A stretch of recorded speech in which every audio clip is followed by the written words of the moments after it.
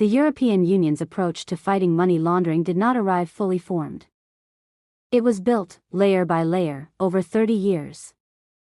Each piece responding to what the last one missed. The first directive appeared in 1991. Its focus was narrow, drug-related money laundering only. Banks were told to identify customers, keep records, and report suspicious activity. That was the essential foundation. Simple, but essential. Welcome to our briefing on the evolution of financial crime regulation. In 2001, the second directive expanded the definition of money laundering beyond drug crimes. It now included fraud, corruption, and other serious offenses. New types of businesses were brought in as obliged entities. This meant they now had legal AML responsibilities, shifting the compliance landscape across entire industries. The key shift here is this: criminal knowledge could now be established based on objective facts and circumstances. This was a fundamental change. You no longer needed to prove that someone specifically knew they were laundering money. The facts could now speak for themselves, creating a crucial precedent that defines modern compliance governance. Understanding these historical shifts is essential for navigating today's complex regulatory environment.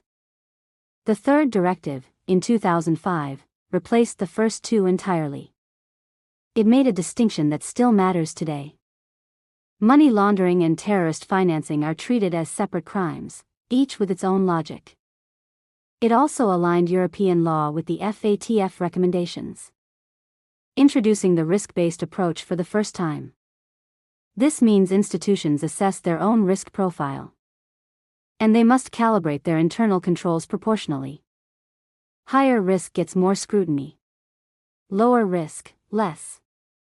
Not one size for everyone. The fourth directive, 2015, was a significant step forward.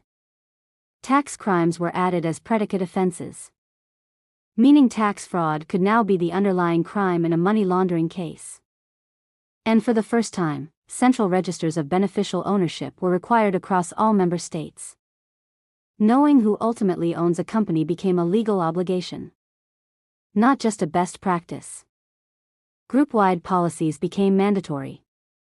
Financial groups had to apply consistent AML standards across all their subsidiaries and branches. The fifth directive in 2018 amended the fourth and brought crypto into the regulatory perimeter. Custodian wallet providers and cryptocurrency exchanges became obliged entities for the first time. Beneficial ownership information had to be made publicly available. Stricter due diligence was required for customers from high-risk third countries. And the thresholds for anonymous prepaid cards were lowered. The direction was clear: less anonymity, more transparency, more accountability. The sixth directive, adopted in 2024, replaces and supersedes the fourth. Its focus is on making the system work better in practice. Central beneficial ownership registers must now be accurate and kept up to date, not just exist. FIUs receive broader powers, guaranteed access to information, and a new fundamental rights officer. Supervisors at national level are strengthened. Cross-border cooperation is reinforced. Transposition runs in stages from mid-2025, extending all the way through mid-2029. Alongside the directives, two regulations complete the picture. The AML Regulation, 2024/1624, creates a single rulebook that applies directly across the EU without national transposition.